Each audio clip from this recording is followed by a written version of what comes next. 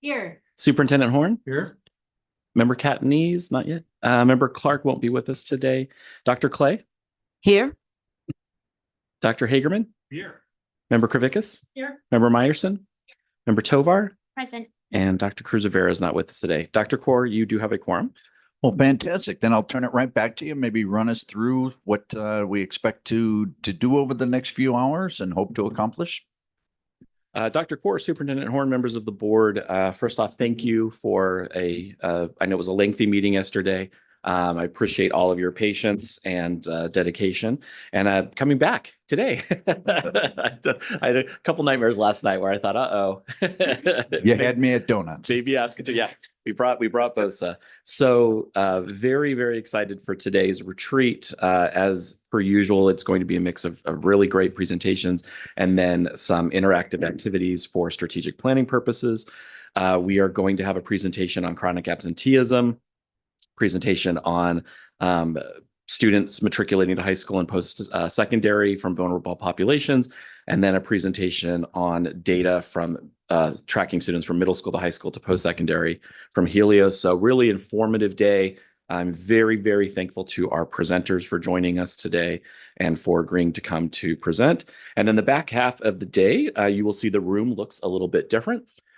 Bruce and I were channeling our inner teachers and have put together, along with our team, some interactive stations that you will each travel to in small groups to learn more about, but also be able to ask really in-depth questions about educator discipline, since that's such a big part of what the board does, and there's not always a chance to have those in-depth conversations about A through F. And then about strategic planning, there'll be a station where you're going to provide direct input that we will then turn into the next phase of the strategic plan building. So very excited for today. Thank you all so much for being here. And I'll go ahead and kick us off. Yeah. So our first presentation is on chronic absenteeism. Our presenter is the Director of Early Learning from Read On Arizona, Lori Masur. Lori has spearheaded the Arizona Chronic Absenteeism Task Force for the past 2 years, doing amazing work and providing amazing leadership. And that task force, the work of that task force has culminated in a list of recommendations and a guidance document that will be released in the very near future. And Lori's here to share some state and national data on chronic absenteeism and to answer any questions you may have. Lori? I just hope easy to get over with at the beginning. Welcome. One quick point, please. I'm going to have to leave at 11:30 because of something I can't get out of. So if I miss anything, then you can fill me in. Thank you. I will absolutely do that. Thank you, Superintendent Horn. Thank you, Sean, for that introduction. And like Sean said, my name is Lori Masur. I have the pleasure of being the Early Learning Director for Read On Arizona and actually happening to lead the Chronic Absence Task Force. So let's go ahead and jump right on in. Can I get the next slide, please? So today I'm going to do a very high-level overview of sort of the scale and scope of Arizona's attendance challenge, dig a little bit into the legislation here in Arizona that impacts attendance, and then give you guys a very high-level overview of the work of the Chronic Absence Task Force today. Next slide, please. So let's start off with the scale and scope of Arizona's attendance challenge. Next slide. So what we have here is 5 years worth of chronic absence attendance data. And so what I like to point to is that in 2019, prior to the onset of the pandemic, that Arizona was actually doing rather well in terms of chronic absence. We were sitting at 13% of our students being chronically absent. To put that into perspective, 1 in 8 students were chronically absent here in the state of Arizona. And then, like much of the nation, coming into 2021, out of the onset of the pandemic, those numbers rose. And we anticipated those numbers rising here in Arizona. And those numbers rose by 9%. What we did not anticipate, like much of the nation, was those numbers were going to continue to rise. And in 2022, those numbers hit an all-time high at 32% of our students being chronically absent. So we saw a shift in 1 in 8 students being chronically absent in 2019 to 1 in 3 students being chronically absent in 2022. And that's for grades 1 through 8. To put a little different perspective on that for 2022, Johns Hopkins University and Attendance Works put out 2022 data that looked at chronic absence rates across the nation for students in K-12.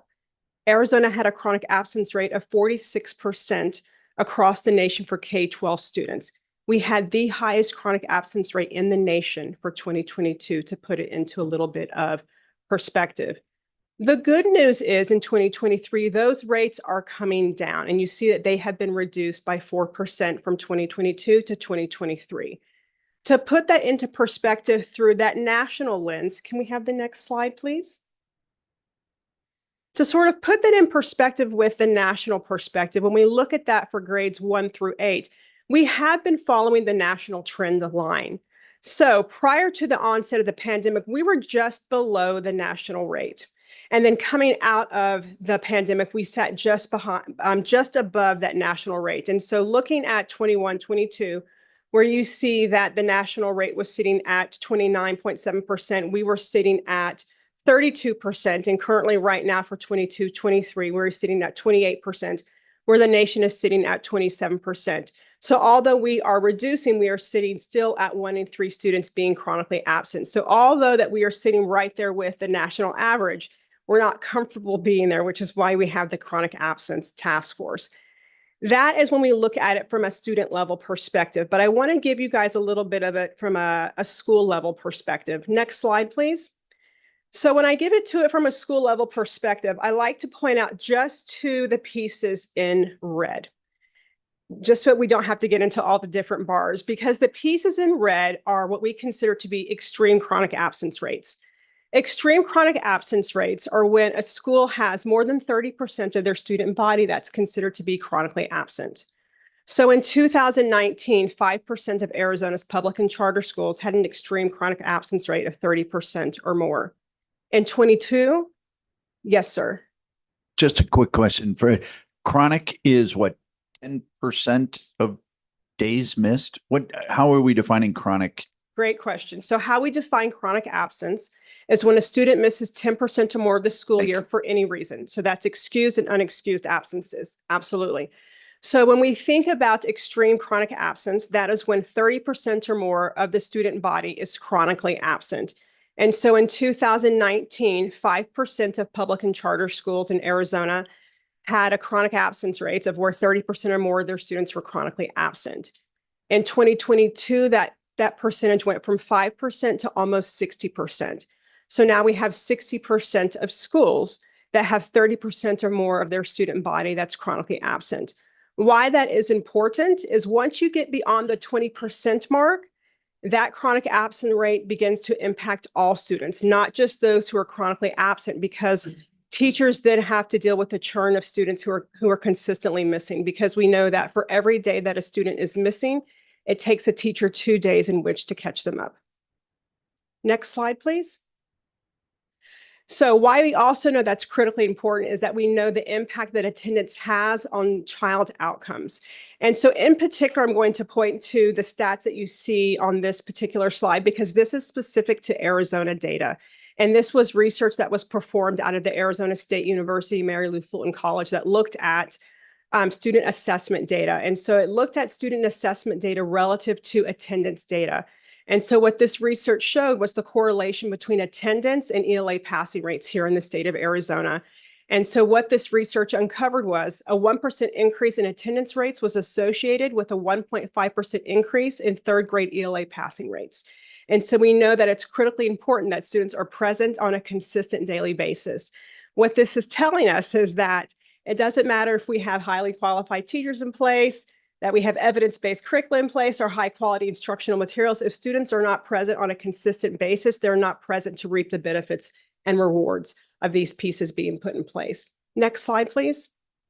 The other thing we like to point out is that attendance habits develop early. And so we should be paying attention to the early years and the early grades.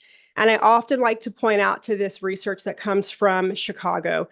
And so what this tells us is that we need to be paying attention to not just what happens in kindergarten through grades 12, we need to be paying attention to what happens in the preschool space. Because research tells us that students who are chronically absent in preschool are 5 times more than likely to be chronically absent in second grade. Why that's so important is when we look at chronic absence data in the preschool space, in particular in the Head Start space, those chronic absence rates are 70%. And that 70% rate applies here in Arizona as well. as well as across the nation. When we look at data in the early years and early grades across the 12th grade continuum, it actually looks like an inverted bell curve. And so when we begin to disaggregate that data by age and by grade, we see this spike that happens in the preschool space and in kindergarten.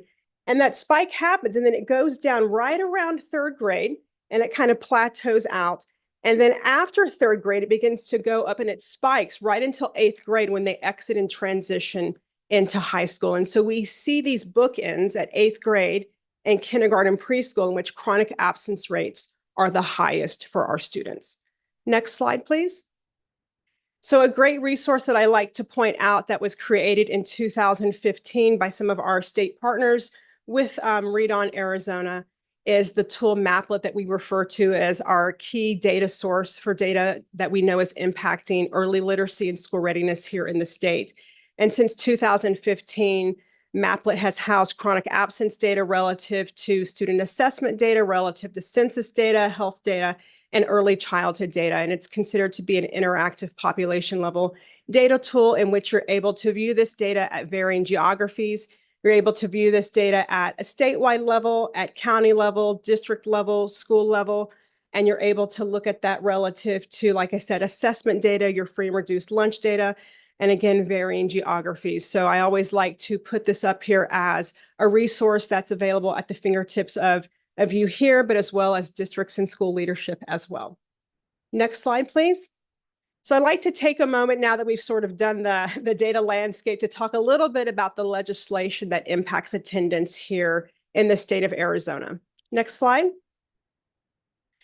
So I'll touch on the first 2 pieces. So Arizona, like every state, has compulsory attendance laws that exist here that apply to ages 6 through 16. And underneath this first one, 15802, is around guardian responsibility, making sure that for children ages 6 through 16, guardians have full responsibility for ensuring that students show up consistently and on time. And there are exemptions to that rule, such as chronic health issues, or once a child is in 10th grade, the ability to have a portion of their school done elsewhere. The piece that I always like to point out is truancy. And I always like to take a moment to distinguish chronic absence from truancy. So while chronic absence is looking at excused and unexcused absences, truancy is exclusively focusing on unexcused absences. And so while we do not have attendance legislation around chronic absence in the state of Arizona, we do have truancy laws in the state of Arizona that look just at unexcused absences. And they look at unexcused absences through the lens of whether or not they are excessive. And so that's where you see the 10% rule come up underneath truancy. Once a child has excessive unexcused absences that reach 10%, this is where we can have punitive legal action that comes against families within our state, or they can be referred to truancy court. And then we have programs such as the Maricopa Cuts program that operates more in a parent education platform in which to assist families. But these are truancy laws that exist here in the state. Next slide, please. The other piece I like to point on is our definition. So oftentimes when we think about chronic absence or attendance, Arizona is one of the states that's often referred to as a state that leaves the definition of daily attendance up to local discretion. However, when we look at 15901, often for daily attendance, we know that daily attendance is defined as 3/4 of the instructional time model. The instructional time model is the portion that is left up to local discretion. And that is the piece that's based on setting. So whether or not that is in-person instruction or up to 40% of instruction that may be remote. The other piece that's influencing that instructional time model is the instruction type. And the instruction type is left up to 4 different pieces. And those 4 different pieces include independent learning, mastery learning, project-based learning, and direct instruction. And so those two pieces combined are what makes up the instructional time model that is then influenced by daily attendance. The other piece on average daily membership is also important to note because states vary in how they look at their school finance models. Some look at average daily attendance and some look at average daily membership. In the state of Arizona, we look at average daily membership. For the most part, chronic absence does not impact average daily membership. The only time that it does is when a child misses 10% or more of the school year plus 10 consecutive days. That is the only time in which a funding interval is impacted. The other time average daily membership is impacted is when a child misses 10 consecutive unexcused days.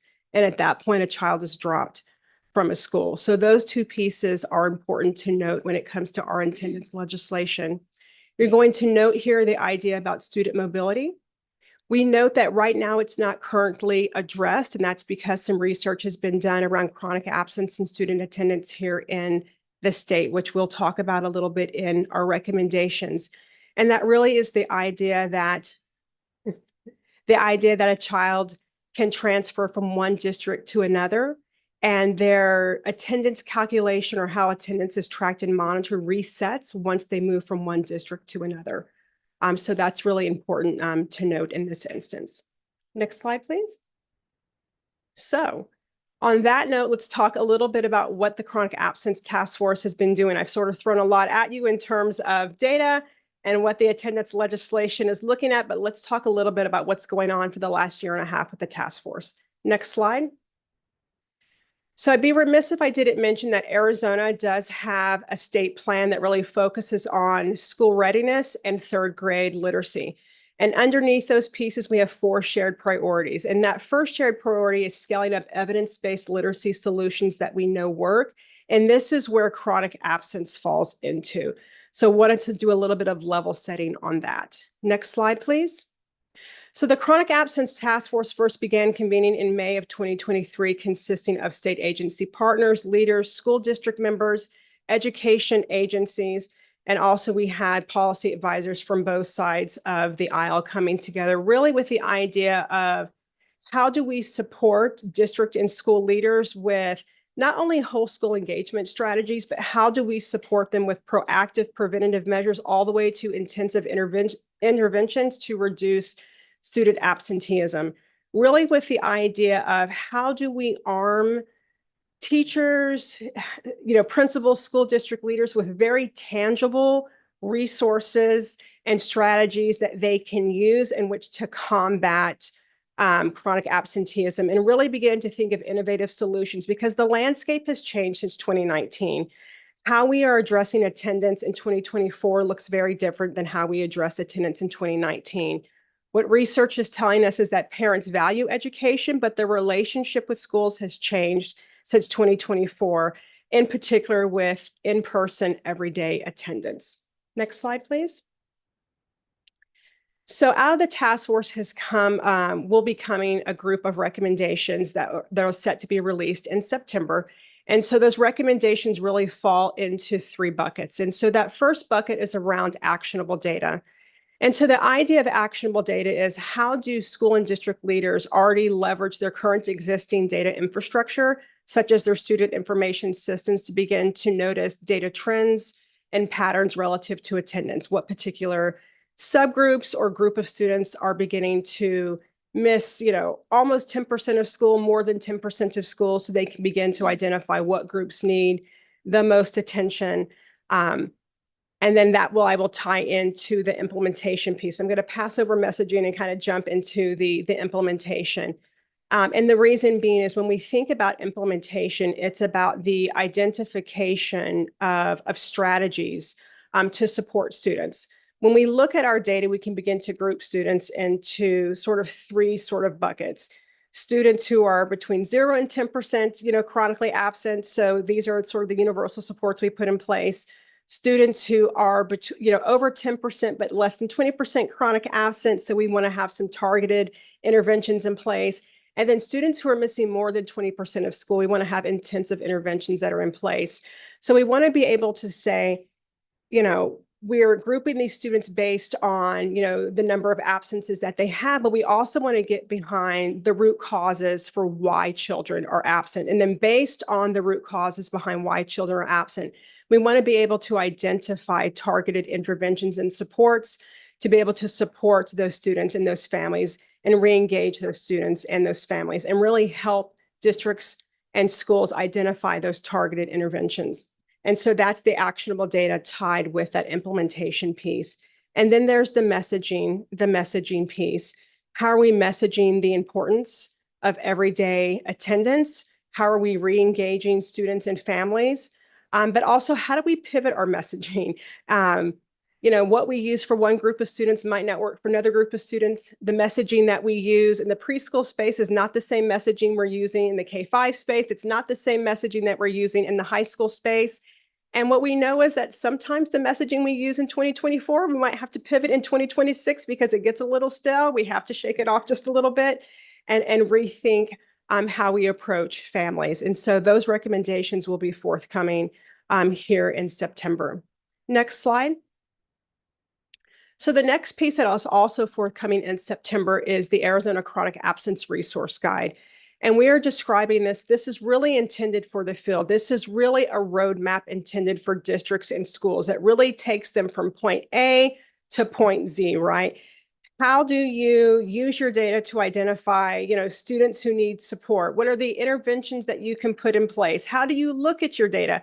How do you do, a root cause analysis to get behind the why? Here's a vetted list of evidence-based strategies and interventions that you can use. And not only here's an evidence-based list, but do they have a light touch? Do they have a heavy touch? What's the capacity to implement these strategies and interventions? And it's really designed to sort of be this very tangible resource that school leaders and districts can use as their roadmap to guide them in order to reduce chronic absence and improve attendance in their programs in schools.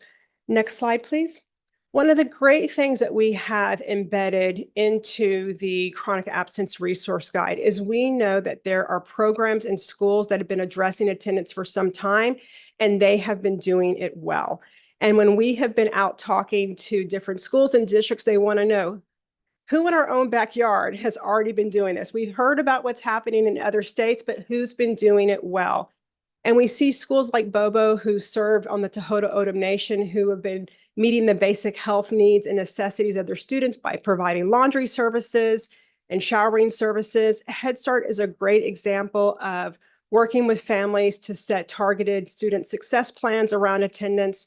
And then Tanque Verde is another excellent example of creating those academically engaging classrooms in order to build those relationships and strengthen those connections to students and families. And those are just a few examples of the many that are included in the Arizona Chronic Absence Resource Guide. Next slide. The other thing that the Chronic Absence Task Force has helped do was begin to identify school districts that had the highest rates of chronic absence. And then we reached out to them to offer free professional learning that we did in concert with Attendance Works. And Attendance Works is considered to be the national experts in the area of chronic absence and attendance. And so we had a fall 2023 and a spring 2024 professional development e-learning series. And it more than exceeded our expectations. We had set a goal to serve 200 teachers and staff throughout the state, and we actually were able to serve over 350 across 100 public and charter schools here within the state. And so I will tell you that there is definitely an appetite from school district leadership of how to address attendance and have that professional development and learning and training available to them. Next slide. So I'll take questions here, but that I would just leave, references relative to some of the research that has been included and captured in the prior slide. So I'll stop there to take any questions. Superintendent Horn? Who Actually, we're in retreat. Just jump in there, guys. Don't wait to be called on. Just kind of. Who made the definition of chronic absences as 10%? So the definition of chronic absence, so this was adopted by the state of Arizona, I believe in the 2016-2017 year that was set forth, I believe, underneath the Arizona Department of Education or the state board with their plan that was submitted. So that was adopted underneath the ESSA plan as a non-academic indicator. Okay, so, but it's not a statute, I take it. It's not in your Arizona. It's not in your Arizona statute. So most states adopt the 10% unexcused and excused. Because 10% doesn't sound that much, but that's 18 school days, right? That is 18 school days, and it doesn't sound like much, but we always say that if a child is missing 2 days per month, they are on the path to being chronically absent.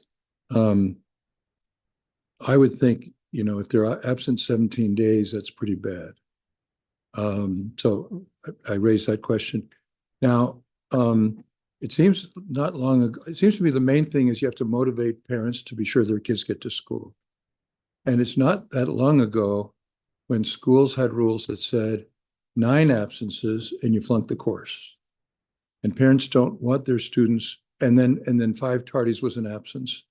And parents don't want their students to be held back. They don't want them to not graduate on time. So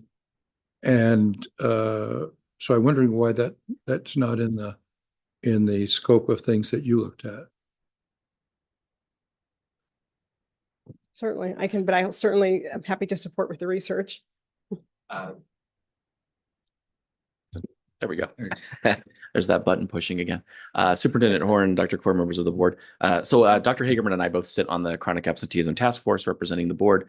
And one of the sort of key decisions that was made by the task force in building out recommendations and in building out the resource guide was to honor local control in that space, in particular, that different schools, different communities are going to have different absence and tardy policies. And so instead of prescripting more to give guidance in that space of how to identify when a child is approaching, Lori said, 2 absences a month, how to identify when a child is approaching chronic absenteeism and to have like a set list of strategies for that space. And then when they've achieved it, and then when they're, extremely chronically absent. So that was actually a conscious choice to leave those decisions up to local control, though that level of specificity.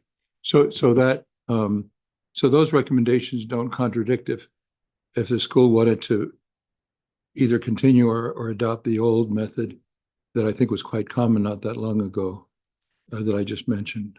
So none of the recommendations impede on local control or decision-making for a school district, nor do they impede on the current A through F accountability that includes the 10% rule for chronic absence. Okay, thank you. Yeah, go ahead, Jake. Thank you.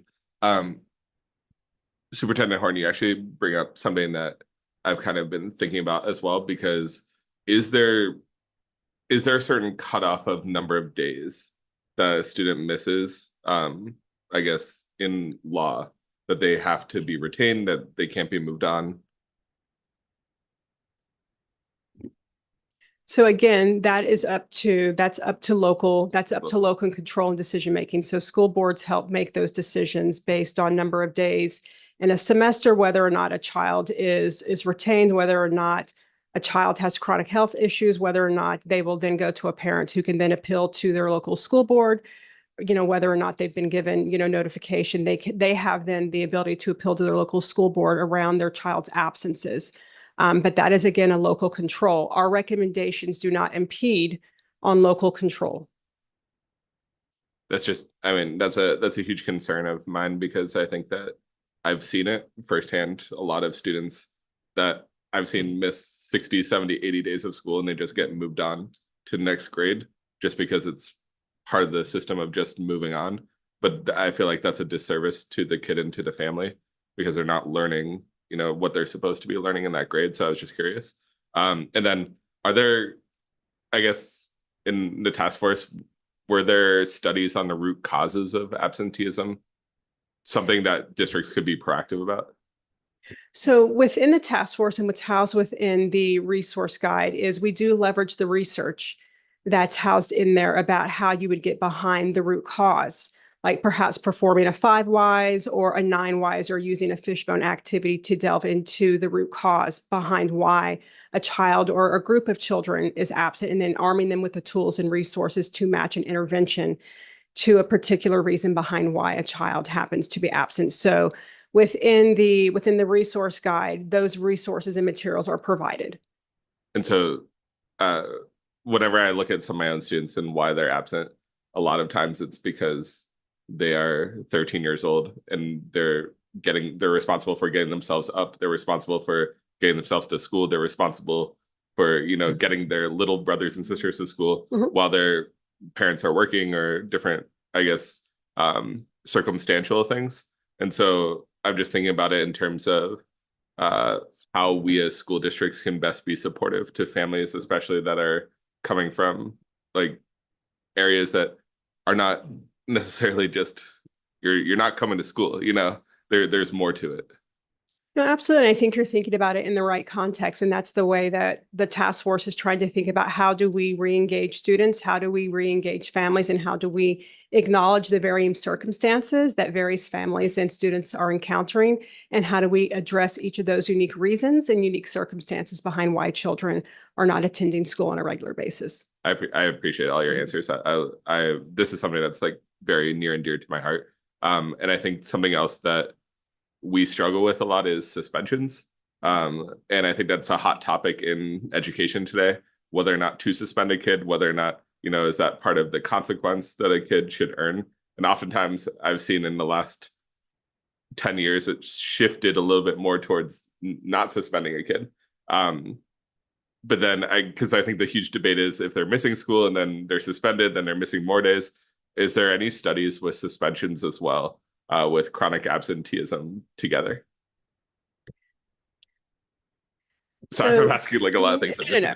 So I will tell you that the studies and research that are out there show that the correlation between suspensions and chronic absenteeism tend to show that suspensions do not help or improve attendance. But there are very few actual research studies that begin to show direct connection and correlation between suspensions and chronic absence. And Lori, would it be fair to say, so the National Group Attendance Works, that's been a big part of this work, they're pretty forthright in their recommendation of not suspending based on absences, again, because it sort of compiles the absence issue. And so it's sort of that idea of you have the kid in school, keep the kid in school in some form or another. So I would say it does seem as if they're moving away from a suspension because of absence model. And again, to kind of reiterate what Lori was saying, the idea of approaching it systemically from a, you know, how do we help address the root causes would hopefully eliminate some of the need for the punitive end of it. I think it's more so, just to clarify, not the suspension because of absences. It's a kid that has had a lot of absences and then all of a sudden they do something that's, you know, wrong, and they're kind of looking at it more so from, oh, you already missed 10 days of school, we're not going to suspend you for 3 more days because of that. But then it kind of gets, I don't know, the morality around it gets a little fuzzy. And then one more question, sorry. Yeah. My last question is, are there certain I guess numbers that are key numbers to pay attention to besides the 10%? Because I know whenever I first started teaching, I was always told, like, you know, earlier on, you're not missing as many days than middle school. It's like, if you miss this many days in middle school, it's going to correlate to this many more days in high school. Like, is there any sort of number sort of that you've also found besides just the 10% based on, you know, 3rd grade, 8th grade, 11th grade, et cetera? So I mentioned earlier the 20%, and that's because when you have 20% or more of your students that are chronically absent, it begins to impact all of your students in the classroom, because we know that for every day a child is absent, it takes 2 days in which to catch them up. Besides the 10%, we always say pay attention to your 7 and 8%, your children who are sitting in 7 and 8%, because they're sort of encroaching on moving into that sort of that tier 2, so to speak, where they're going to begin to need some of those targeted interventions and supports. The other thing we say is, before we begin to jump right into tier 2 and tier 3 interventions, if you haven't done any sort of foundational or universal tier 1 supports, deploy those first. Let's try those universal tier 1 approaches before we begin to jump into those, you know, tier 3 and tier 2 interventions. It's sort of the same thing we apply in the teaching space when we think about like our reading instruction. Like, let's do a really solid tier 1 first before we start doing some of those tier 2 and those tier 3s. I appreciate you taking the time. These are really big concerns. And this presentation, I'm excited to see, you know, December, what you guys roll out with. I'm wondering if you could say a little bit more about what I thought I heard you say, that the parents' relationship to their schools changed during COVID. Just talk more about that. What was that change, and what are the ramifications of it?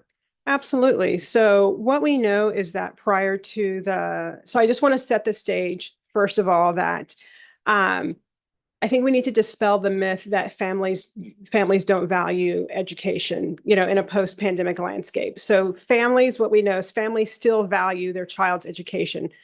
What the relationship that has changed is around in-person attendance, because what happened during the course of the pandemic was we told families you could do it virtually, or you could, make it up and submit it in your Google Classroom, or you could take this packet home and your child could complete it and turn it in, and they were still, quote unquote, learning and meeting those, developmental milestones and benchmarks. And so now when we shifted back to in-person learning, we have parents who are wrestling with, when do I send my child to school? When don't I send my child to school? The messaging that we gave families for 2 years was, we could do it as a pamphlet. We could do it online. And so now families are sort of in this space of, well, I can pull them out. Can I submit it to, via packet? Can I just turn it into the Google Classroom? Why do they have to be present, in person on every day? And that's the relationship piece that has changed. They still value the education component. It's the everyday in-person attendance piece that has shifted, and that's changed. Thank you. You're welcome. Yeah, please. Yeah. Yeah. I want to touch on that, and I'm really coming at this from a mom perspective. Oh, thank you. That relationship has also changed with the student themselves. It is continuing on even into upper high school and college.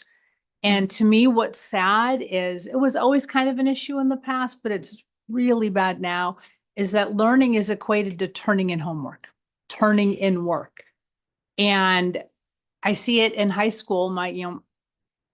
In college now, they don't even see a need to go to class, because it's turning it in rather than actually learning. And those are very different things, as we all know.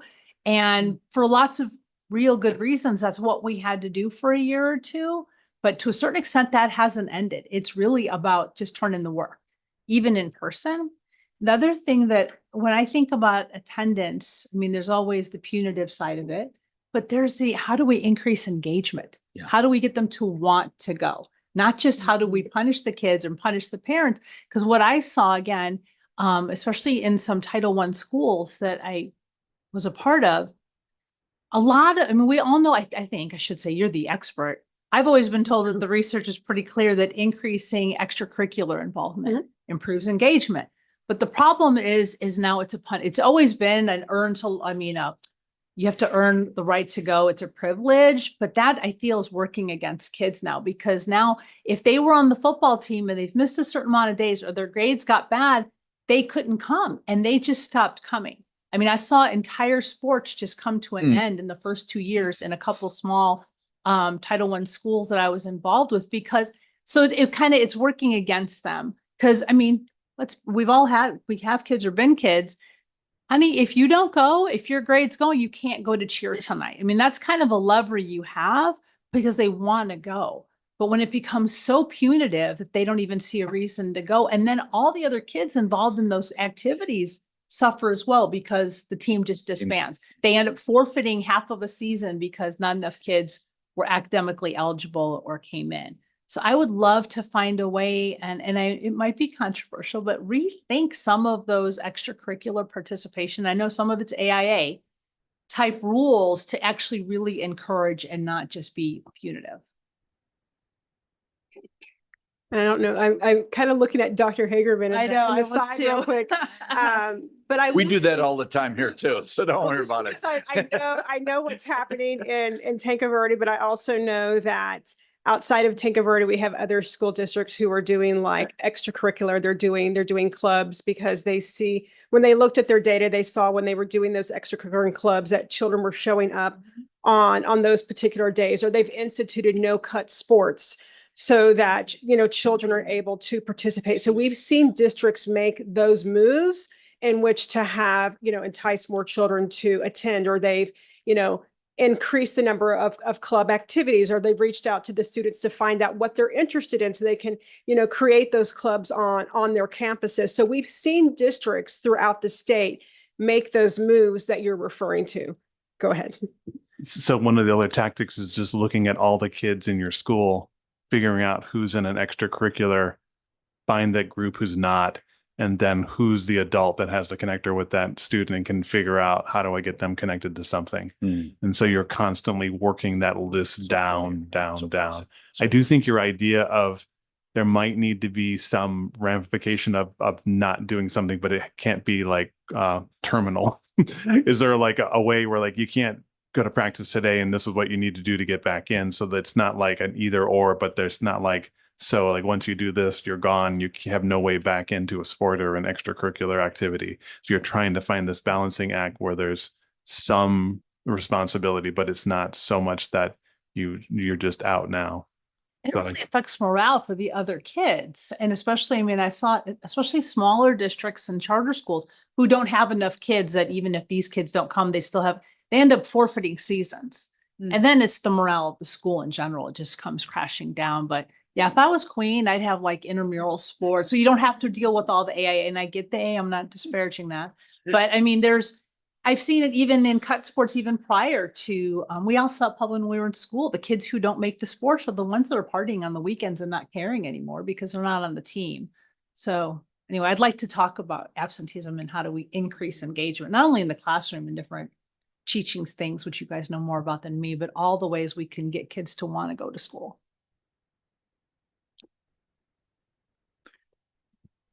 Good morning. Thank you so much. I've taken a lot of notes and I'm going to bring a lot of things back to the field. This was great. My question is, do you have any data on the communication and collaboration between law enforcement, public safety and law enforcement, and truancy? For example, I know you said something about up here, up north, that there's law enforcement and schools working together. But is there any data? Is that statewide? Because I know throughout the state of Arizona, either we don't have enough law enforcement people to go to homes. So a lot of times that just falls off the plate. Is there any type of data that surrounds that type of communications to enforce? Because you also talked about it's in statute. So how do you, are these things being enforced equitably? How do you say that? That word, yes. Is it enforced or it can't be a local thing if it's like a law, right? But I would just like to know that information across the state. Where's that communication and collaboration coming in, and how, and who's the best in the state in doing that? So currently right now, in terms of, are we, collecting data in terms of who's being referred to truancy courts? My answer to that is, I know that that's not being collected from a Department of Education perspective. The CUTS program, which is a truancy court parent education program, that's only in the Maricopa County area. And so they would have access to their own data.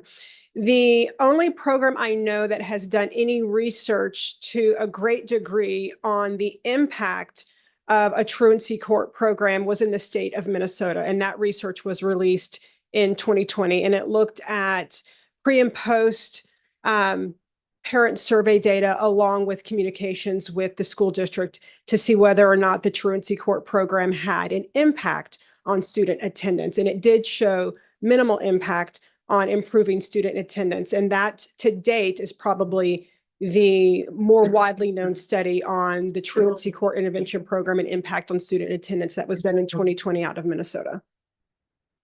Thank you. My biggest concern, I'm from a very rural area, and there are students who, and it's not just my area, this is in rural areas. You have students who don't go to school because of whatever reason.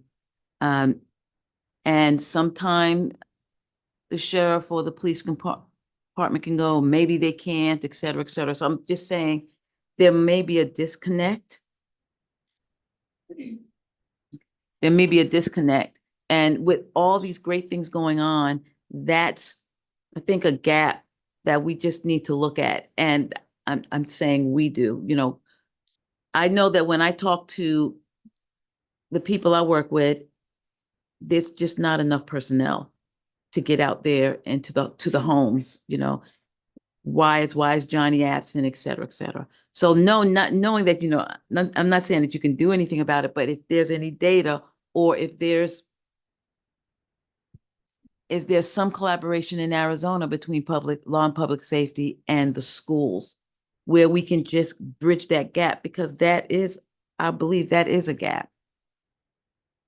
So may I? So in Yes, ma'am. terms of collaboration, I think when we are doing some of the work around capacity building and what attendance teams could look like, and when we think about attendance teams within communities, I think that, you know, when you think about who should be at the table, inviting to the table within your own sort of sphere of your local control, then that's definitely a partner that I've encouraged to bring to the table as you're thinking about how to address, you know, attendance within your particular community, of having an individual represented on that. I think that's the great thing about the local control aspect, and thinking about addressing attendance within your community, or who are the community partners that you want to have, you know, have a seat at the table. Part of the resource guide is talking about community partnerships, and how you leverage community partnerships, and how you have them at the table, you know, to re-engage families in a positive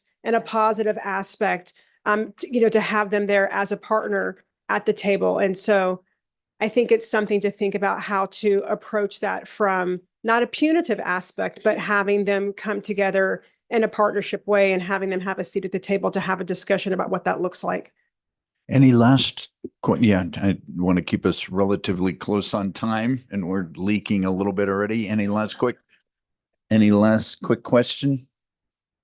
Dr. Core, Superintendent Horner, members of the board, I was just going to let everybody know that as soon as those recommendations are codified and released and the guidance is released, that will be shared with all board members. That's amazing. Thank you so much. Appreciate you spending some time with us.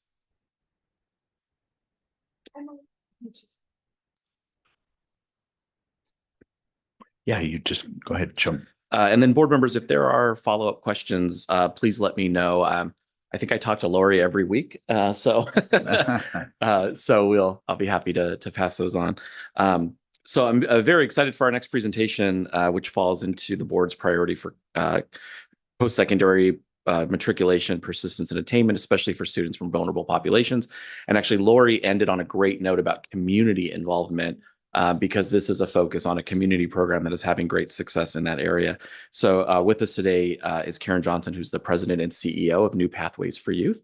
And she is going to talk about their amazing program and the work they do with some pretty amazing kiddos. Awesome. Welcome, Karen. There you go. Perfect. Good morning. Thank you, Sean, for that introduction. Grateful for this opportunity to share a little bit about New Pathways for Youth and our signature program, which is called Level Up. This is our 35th year of serving the youth, teens in Phoenix. And so we have a pretty good track record and some data about the impact of our program and our work. Next slide, please. So our mission is that we believe every young person should be able to live a life full of joy and purpose, with the confidence in their ability to decide their own path. And we are able to transform the lives of youth by providing the support, skills, and stability that they need to flourish both in the community and in their families. Next slide, please. The youth we serve, we start when they're teenagers. So we try to get them about age 13, and then we have programming up through young adults age 21. All of our kids are living in extreme poverty. They come from low income, high need neighborhoods. 94% of them are BIPOC. 30% identify as LGBTQ+. And all of our youth have 3 times the adversity of other youth. So next slide. Black, Indigenous, people of color. So we collect the ACE scores, the adverse childhood experiences of all of our youth. And if you're familiar with these, there are 10 different ACEs that a young person can experience. They include abuse, physical, emotional, sexual, neglect, physical and emotional, and then assortment of family or household dysfunctions. About half of our kids have an incarcerated relative, mental illness in the family, domestic violence, substance abuse, and a separation from a parent or a caregiver. So our kids have 3 or more of these adversities in their lives. Next slide, please. We know from research by the CDC and others, that this degree of adversity leads to both physical problems as well as emotional problems. So disrupted brain development, disease and disability, social emotional learning problems, bad choices around behaviors, and ultimately early death. Next slide. Honing in specifically about teens in Arizona, we know about 44% of teens in Arizona have 2 or more ACEs compared to a national average of a little over 30%. And we know particularly this data is sort of since COVID that the teen suicide rates here in Arizona have increased by about 30% and is higher than the national average. Next slide. So our program at New Pathways, our Level Up program, has 4 components in which we help support the teens who are part of our program. Next slide. The first and probably the most critical is being matched with the mentor. And we know from data from the CDC and Kaiser Permanente that one of the healing interventions of ACEs is to develop a relationship with a caring, dedicated adult outside of your family. Someone who's not paid to be there for you, but someone who wants to support you and build that relationship with the youth. We have a 3.5-day weekend where we launch our youth and our mentors into our program. And we have a unique curriculum that's been with us for 35 years that really helps introduce our program to the teens and the mentors. And the distinctions of our curriculum are things like winning thoughts and losing thoughts. So helping kids determine what thoughts help bring them closer to their goals and what thoughts and behaviors take them farther away. We have a distinction called 9 dots, which is an activity that sort of shows kids the box that they may have put themselves in. We have a distinction, and this works really well on the mentors, uncomfortable or being comfortable being uncomfortable, right? We all know that feeling and leaning into that. And then we talk about the unconscious story of the young people, right? So the little voice in your head that says, I'm not smart enough, I'm not good enough, nobody loves me. So we help unpack that for the kids and really begin to show them all the beauty and wisdom and joy they have inside themselves, despite the poverty, despite the adversity they're facing in their lives. And their mentor then, we ask for a 1-year commitment. Our average match length is 4 years. So we hope that the adult will be with them throughout high school and help support them through everything they face in life. Next slide, please. We also focus on building community and having fun. This was part of our college tour program. We take kids to visit all the local universities and colleges. We do different fun outings once a month. Last week, they went to Great Skate and they went roller skating. We go hiking together. We've done workforce programs together. So lots of opportunities for the entire group to build community and just to have fun. Next slide, please. The core of our program and what makes us unique from other mentoring programs is our personal development curriculum. I had mentioned that we introduced this during our launch when we matched the youth with a mentor. And then once a month, we invite our matches to come back to our facility and continue that learning. And it's all the skills that we all need, right? To understand who we are and to continue to develop as a human. Problem solving, self-esteem, learning from your mistakes, overcoming difficulties, different thought patterns that we have. So this is all part of our program and our continuous curriculum and personal development. The next slide. Next slide. Yeah. So the final part of our 4-part program is case management. So we have a team of program coordinators who provide wraparound case management for the youth, for their families and caregivers, and also for the mentors. So the mentor is never alone. They have a support system to help coach them through the things they may be dealing with their youth.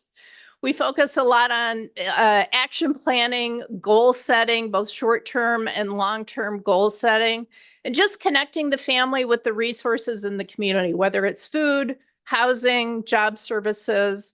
We know that a healthy family helps the youth in that household have a better chance.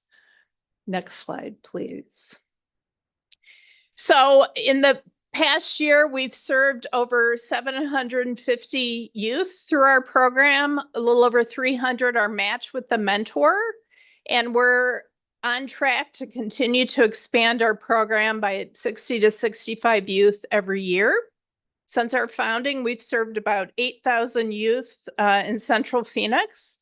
We serve the Central Phoenix, South Phoenix, as well as the Maryvale community. And we know that there are about 180,000 additional youth who could use our services. So we're working hard to continue to expand into new communities and continue to grow our program. Next slide. Some of the outcomes that we've achieved over the years, 95% of our kids graduate from high school. Of those, about 80% pursue post-secondary education from trade school to 4-year schools. And most of them are the first in their family to have the opportunity to go on to post-secondary education. And one thing that's consistent about all of our kids is they have the belief that anything is possible for their lives. That personal development curriculum and the support of our mentor really gives them the confidence and the goal setting to achieve big dreams and to know that they have opportunities. Next slide, please. This past year, we have developed a school-based program. So we have this amazing curriculum, and we wanted to be able to serve even more kids. So this last year at Camelback High School, as well as Robert L. Duffy School, we've taken our program into the classroom where we've been able to serve more kids. And again, the skills around critical thinking, problem solving, ownership of your learning, setting goals, time management, all of those personal development skills have been applied to the classroom setting, and we're looking to continue to expand this program into more schools as well in the coming year. Next slide. Some results from our most recent evaluation. We do a third-party evaluation every year, and these were the results from the youth that took that survey. Next slide.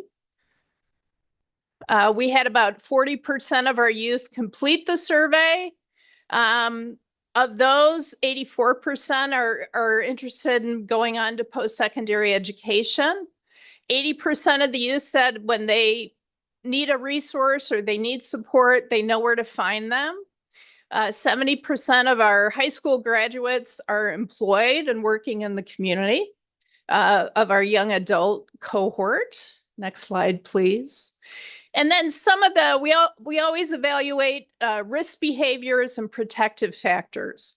So we know that our youth have scored very high on a lot of protective factor scales that we evaluate. So academics, decision-making, their household functioning improves, goal setting, conflict resolution, their beliefs about violence. And other gains, again, they showed more resilience, their communication skills and social skills are improved. Again, building that relationship with an adult mentor helps support all of those skill building. Their emotional and mental well-being, and just being a part of a community and a support structure is very supportive to our youth. Next slide, please. We also tested our Level Up Academy program, our school-based program, found very similar impacts and improvements among the kids who were part of that 10-week training. Statistically significant increases in both decision-making and positive identity, improvements shown in peer relationships and positive coping mechanisms, and their loneliness decreased. And they loved our volunteers. So overall, very good positive results from that program. We're excited to continue to expand it in the coming year. Next slide, please. So I wanted to conclude about sharing about our scholarship program. This was the second year that we've been able to give scholarships to our kids. Next slide, please. We had a very large high school graduating class this year. We were able to award $84,000 to 28 students. So every student in our program who applied was able to get some funding from us. And you see the breakdown, the majority going to four-year schools, but a good chunk going both to community colleges and 5 going on to trade schools. We've been able to raise private funding from this, from several local foundations and other private donors. So very excited about this opportunity to expand our scholarship program. Next slide, please. I've highlighted 3 of our kids who have received the scholarship this year. Itzel is headed to ASU to study engineering. She was actually our top award recipient. And she shared about her mentor, Andrea. She's kind and funny, always there when I need her. Her reassurance has been a game changer for me. It's a safety net when things get tough. She shows me it's okay not to have it all together. She taught me the bright side of things, and when life throws curveballs, she shows me that it's okay not to be okay. Her positivity is contagious, and I become more confident in my skills and my abilities. So a great endorsement. Itzel played basketball and was a really go-getter in high school, and she's going to do great at ASU. Next slide. Our other top scholarship recipient is headed to NAU to study forensic science. She has an incredible mentor, Jane. She has shown me how to be my authentic self unapologetically. I've learned through her that I'm capable of doing anything I set my mind to. She will always have my back. She's confident and intelligent, started her own business and doing the things she loves, and she wants me to do the same. So those relationships with the mentor are really critical to these kids, having support and seeing the future that they dream for themselves. And then our final slide here, Sir Pierre. Sir Pierre was featured at our fundraising breakfast this spring and talked about the challenges he had faced getting through high school. And shared that New Pathways has been beneficial in unlocking my full potential. Michael has helped me understand my unconscious story and be comfortable being uncomfortable. I've learned about myself and that I can find a way to work through situation. I learned to find peace throughout all the noise, to slow down and check my emotions. My mentor helped me with my social skills and public speaking. I learned that I am capable, and because of New Pathways, I know that I want to help others.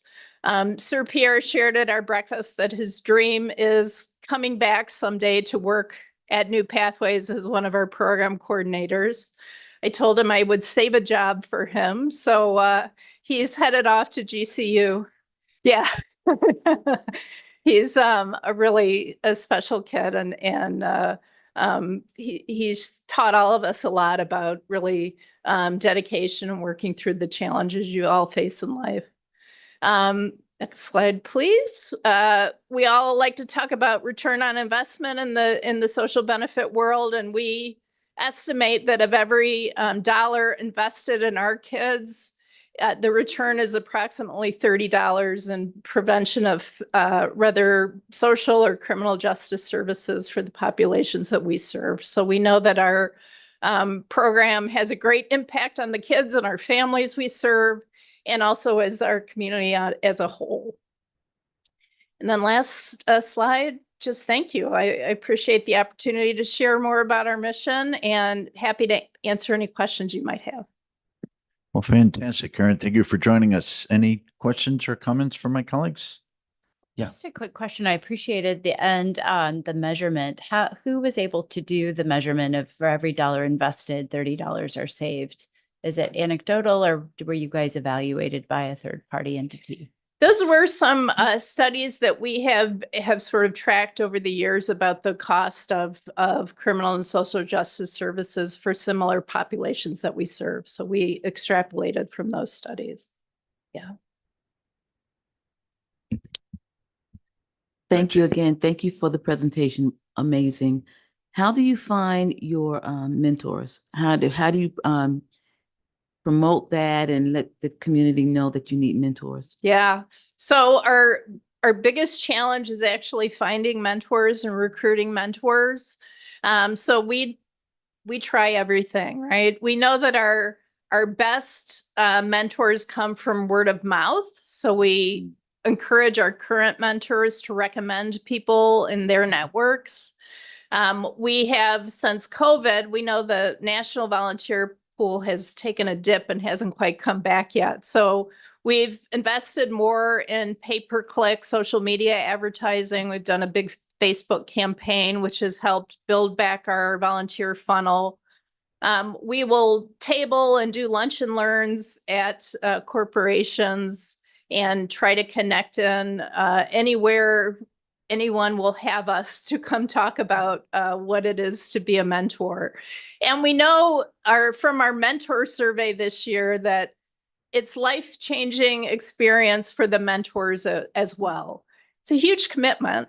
It's not just, go have ice cream and shoot some hoops. It's a very serious long-term commitment. It's being in the work with the kids and the personal development programming. But the mentors get a lot of free personal development courses and really get the satisfaction of knowing that they've helped change a life. And there's not much better in life than to be able to do that, right? Karen, quick question. You spoke of the numbers that you serve. So then that brings to mind, how do you scale this? And it sounds like you've started that with your work with Camelback. How did you entertain into that alliance? What was the receptivity of the high school, and what's your approach to bring this to scale? Yeah, so we've had a long time association with the Phoenix Union Schools. So we already had an MOU in place with them. And so they were very excited to welcome this program to their campus. We've also worked closely with a lot of charter schools in the community. So Robert Earl Duffy, we're bringing our program to Genesis City Schools in the coming years. And we're hoping to partner with other nonprofits. The 1 in 10 School, our friends over at Child Crisis. So just anyone who is working with youth and needs curriculum. We have a team. We're also actually trying to partner with the juvenile corrections system and bring our program up to the Adobe Mountain School. We've applied for some federal grant money, hope to be able to do that this coming year. So yeah, thank you. Thank you. Go ahead, Jen. How old does a mentor need to be? 25. 25? Yeah. I have some thoughts on how you can find mentors. Awesome. Uh-huh. Thank you. Nice. Anyone else? Great. Well, thank you so Thank much. you. We appreciate you spending time with us. Thank you. Grateful. Thank you. So up next, this is a sort of a two-pronged presentation on post-secondary matriculation, persistence, and attainment. Having the folks from New Pathways come to talk about the community idea, the idea of community support for that. And we're now going to get more of the specific data from really Mr. Data for Arizona. Yeah. Joe Riley is here, the director of the ASU Decision Center. And so Joe, come on up, and excited to hear from you. He's Thank you, and Dr. Data to us. Joe Data, please. And I'm here with Rebecca McKay, our senior data scientist, and the person will share some amazing stuff she's done. So I'm the director of the ASU Helios Decision Center for Educational Excellence.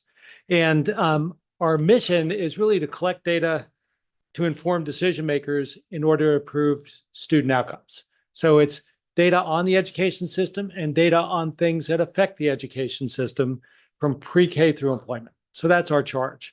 And it started when Michael Crow and Paul Luna were talking and said, there are a lot of groups out there cherry picking data to make a point, but no one's looking at the whole data and what is actually happening and how can we use that to make better decisions. So that was the challenge we were given.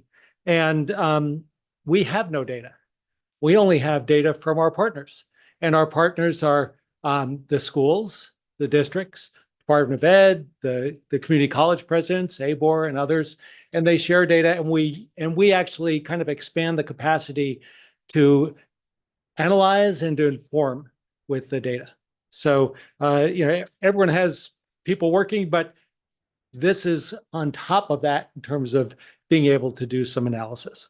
So what we're going to do today is talk about two projects in detail, but first I'll give you a little overview of what we've done. And a lot of what we've looked at have come from questions from others who've asked us, and I'll talk about that as we get along. But you may have some questions over the long, we're really wondering about this issue. And you really can't call us up and say, hey, on Tuesday, could you present this? Because we probably haven't collected the data, looked at it. But if there's an issue that comes up, there may be ways that we could help expand your capacity and those you work with on doing analysis. So if we can go to the next slide, please. So I'm going to talk about two different types of work we do. One is called impact projects. And the first is personalized admissions. And that started when Phoenix Union came to us and said, we have kids who you would accept, but they'll never apply. So why don't you just accept them? The idea being, let's get kids who have done the hard work, who've gotten the grades, but just don't think the university works for them. It's not appropriate for them, or the university would never accept them, and accept them and see what happens. And the first year we did it with Phoenix Union, and we sent out 1,500 letters. We had over 70% of the students say, tell us more. And we had over 50% of the students enroll. And a lot of those students have retained since that time. And there were kids who came back to the school and said, am I being pranked? Because they get this letter and it says Phoenix Union at ASU or U of A and NAU, and they can't believe they've gotten the letter saying they're accepted. So we give kids with ability and opportunity. And that's the point of that. The second project in the middle is where we've taken data. And this is an example of how we got data from both districts and the department and put it together, which was what's the impact of rigorous courses, AP and dual enrollment. And we saw how many students got college credit. And we actually took the dual enrollment students and said, how did those students do in their next university course in the subject they took dual enrollment? So we're able to answer important questions that people had about, is this impactful? Does it make a difference for students?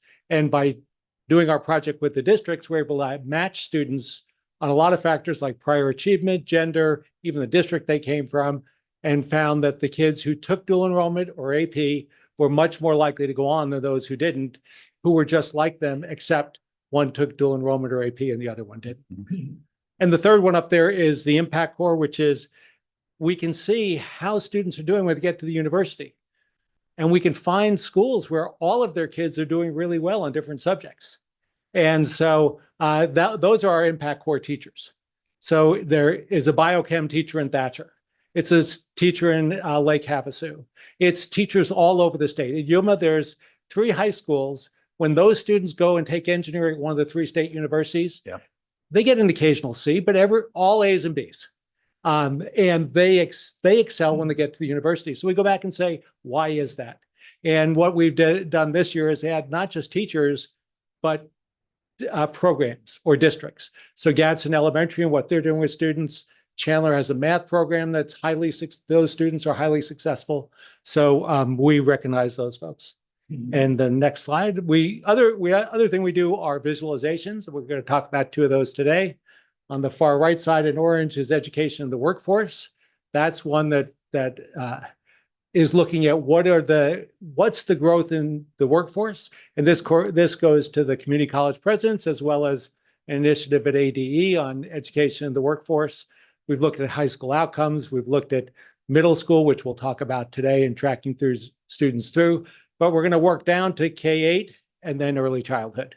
So it gives you an idea of some of the visualizations we're looking at. And those are used by decision makers to decide what courses do we offer, what programs do you offer, and what's effective. So with that, I will turn it over to Rebecca to talk about 2 specific projects we have. Good morning, everyone. I'm Rebecca McKay, the Senior Data Scientist at the ASU Helios Decision Center for Educational Excellence, which I always say once. Have all of you here been to a decision theater? Sure. Okay, great. So you understand the slides I'm about to show you are viewed best, the tool really is viewed best in the decision theater, where the first screen is kind of the cockpit screen where we can set up our filters, and then all of the other screens matriculate the data. And so just keep that in mind as I'm going through the slides. What I'm going to be showing, let's go ahead into the next slide. I will be presenting on the visualization of student trajectory and achievement, codenamed VISTA. So this tool is for middle schools, and it tracks the progress and performance of their students as they go through high school. The ideas for this tool came from the minds of middle school principals, their leadership and superintendents. This is kind of our cockpit screen. And in this screen, we're tracking some students from Sample School District. We can see that there's 643 students. In this example, all of them are at a district where they're all on free and reduced lunch. And we have the breakouts on minority. How many of them took honors courses while in high school? How many of them received special education support while in high school? And how many were ELL students? Next slide. So the second screen that they see tracks their students as to which high school they went to. So in our example, we've got 3 middle schools, and which are the blue dots, and which are the high schools that they feed into. I've found as we've been piloting this with different districts, we spend a lot of time on this screen. For example, when the Tempe School District was in, their 5 middle schools fanned out to 80 different high schools. And this screen is also intended to answer the question, are there patterns that we need to be paying attention to? So let's go to the next slide. Okay, well, this screen is showing us all of the blue dots are high schools in Arizona. The red dots are the schools that our students attended. So in the very upper right, that example is Perry High School.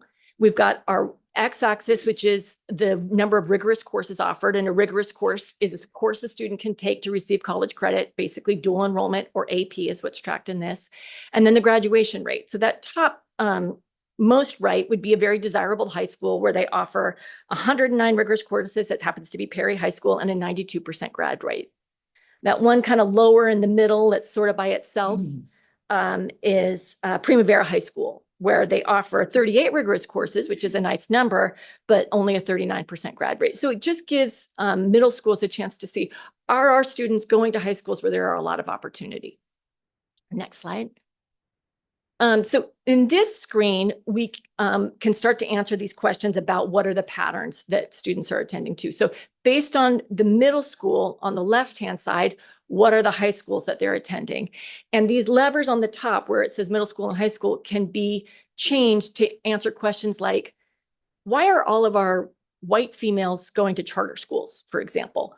And we spend a lot of time on this screen disaggregating the different groups by race, gender, whether or not they received special education, whether or not they took honors courses, and how they flowed into different high schools or the types of high schools. Next slide. Now we get into comparing our students to each other a little bit. So this is looking at students based on which middle school they went to and what were their grade ranges when they got into high school. So we can see here that the students from Fake Middle School, we're tracking 250 of them, seem to be performing the best. We have the most of them with the grade range average in the 4.0, and the least of them which are between 1% and 0%. And again, we can use our levers to disaggregate this data by all types of factors like race and gender and so forth. Next slide. This screen gets us into discipline level information. And this is the first time we're comparing our students to other students at the same high schools, essentially. So we're looking at course enrollments, and we break it down by letter grade. And so this type of screen did require a lot of crosswalking. Basically, we took all grades down to letter grades. Some high schools offer A+, A-.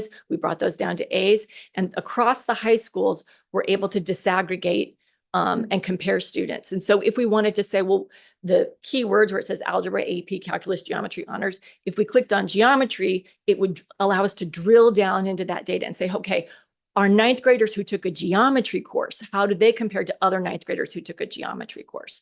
And we can see in this example, our students are doing pretty on par with the other students in the same ninth grade math. Next slide. This one generates a lot of excitement among the middle school leaders. In this visualization, we're tracking where students fall off track as it pertains to really what we call the ABOR Sweet 16, the Arizona Board of Regents requirements for university admission. And so we can see that in ninth grade, if you were, the ABOR Sweet 16 refers to probably you all know this already, 4 years of English, 4 years of math, 3 years of science, 2 years of history, 2 years of world language, and a arts or CTE elective. Those are the Sweet 16.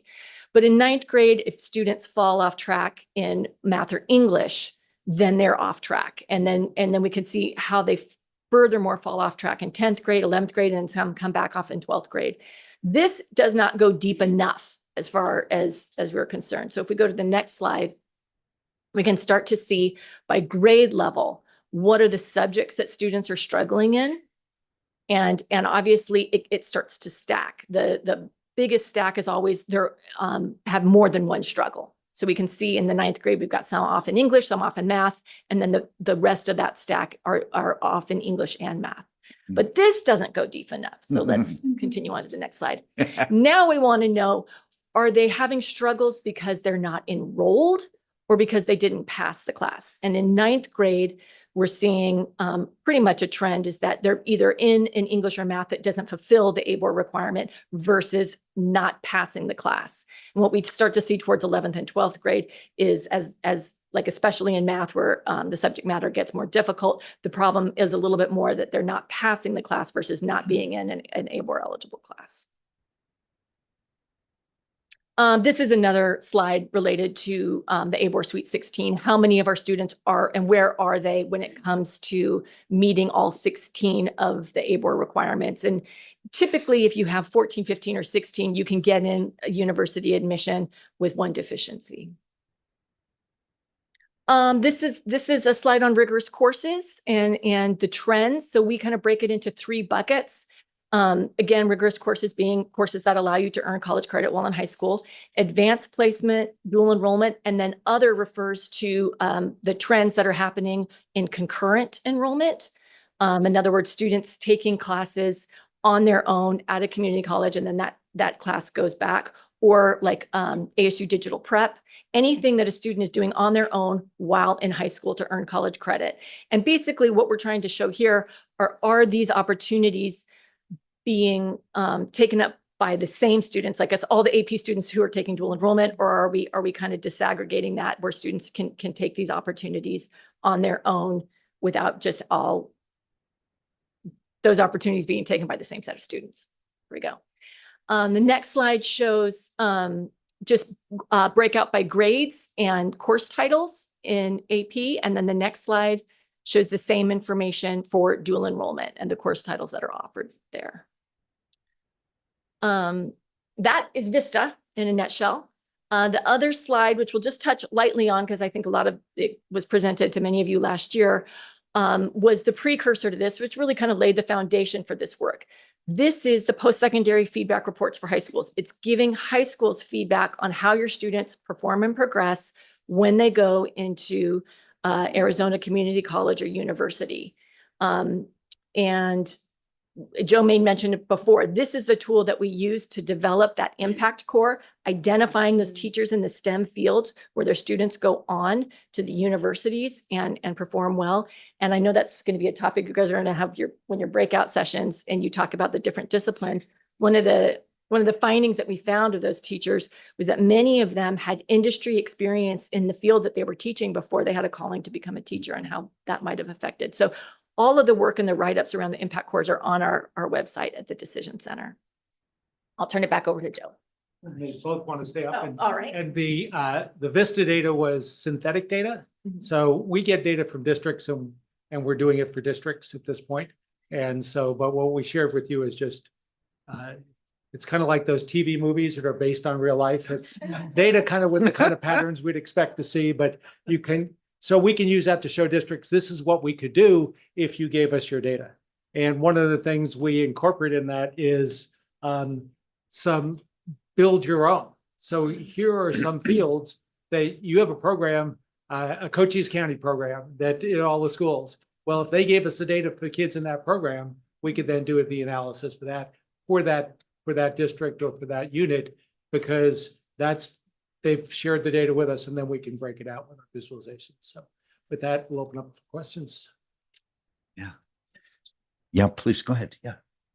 I have a few questions. Thank you so much. I loved the opportunity for us to have visited the Decision Center. I think it was at the beginning of the year, late last fall. A couple of questions. One, we're really interested in teacher preparation and how that then impacts student learning and student outcomes.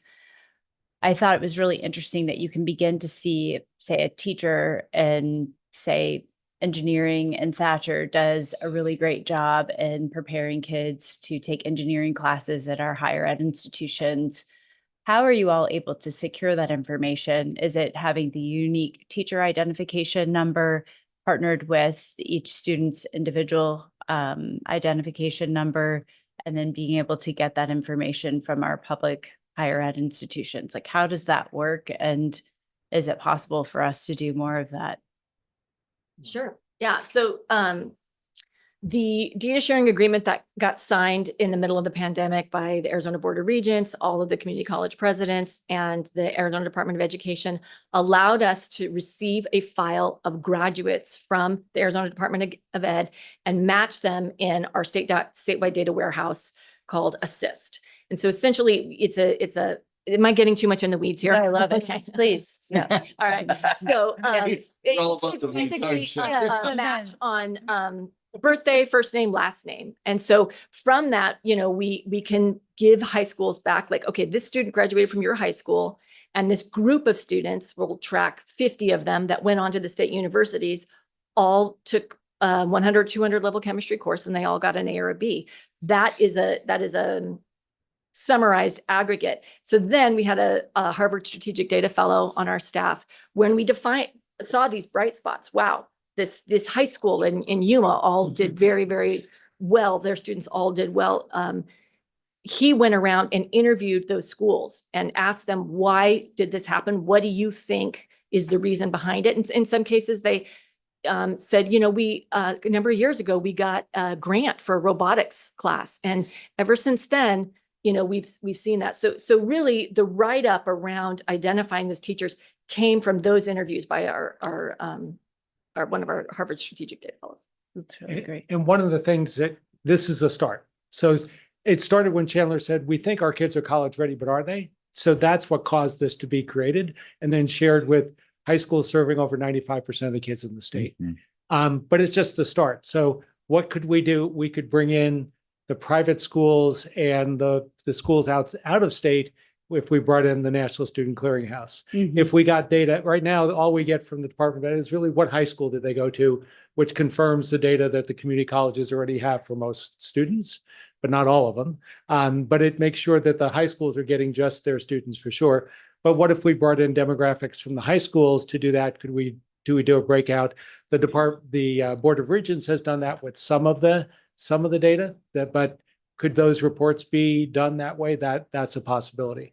And I don't think we emphasized enough, it's not just the kids went, it's how they did in engineering, how they did in welding, and how they compared to the state pattern. So having a room full of teachers who are, from Camelback High School, and they start yelling at each other, that's so-and-so in biology, that's so-and-so in CTE. And so they really get into, this is my kids in my subject area and how they're successful or not.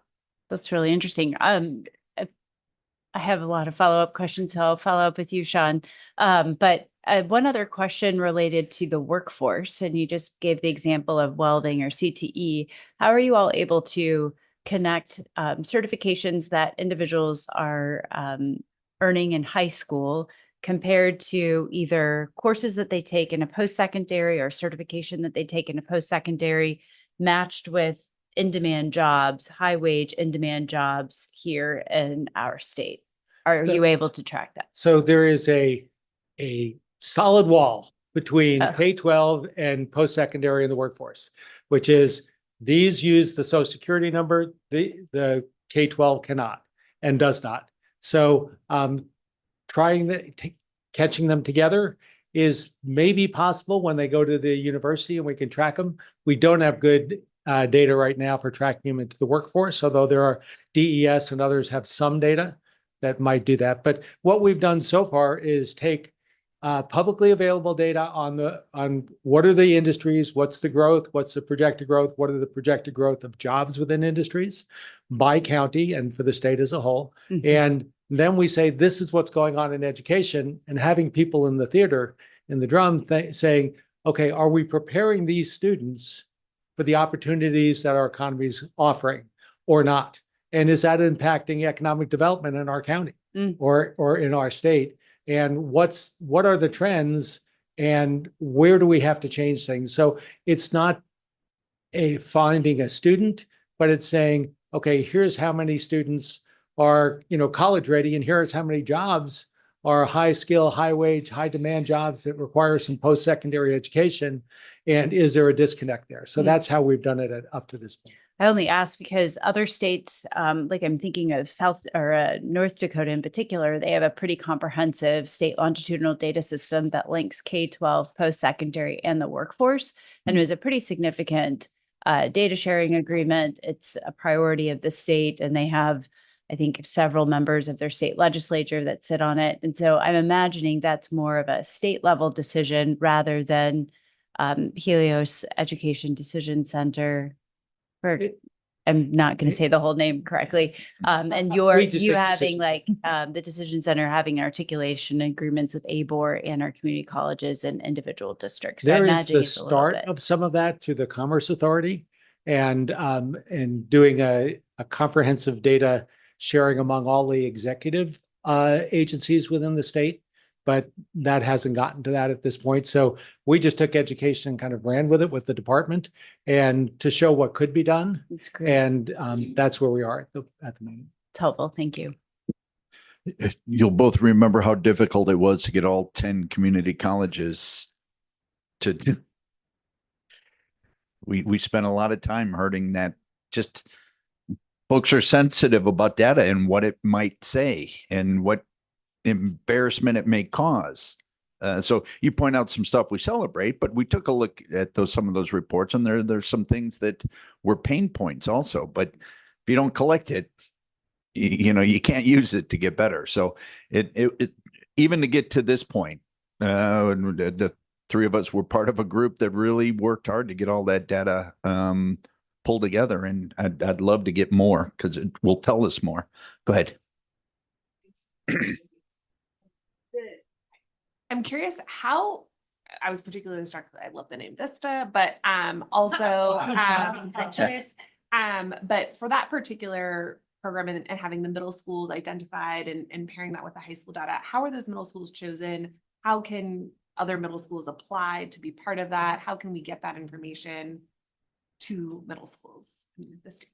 Come one, come all. We, Okay. we've showed the middle schools, you know, what we can do. And I think we've gotten help from them basically approaching their high school saying, we want to be a part of this. Now because of the projects that Joe talked about, like the early admission, we have over 70% of the students going to be going through that early admission process. That is the same data, if schools allow us to use it, that we can recycle for Vista. But it's just a matter of getting all the data sharing agreements signed. So the middle schools approach their high schools, and that's kind of helps us. One thing that your charter representative saw, charters in general have not been as involved in this, in part because they're small entities. They don't have a lot of administrative staff to give us a data file necessarily.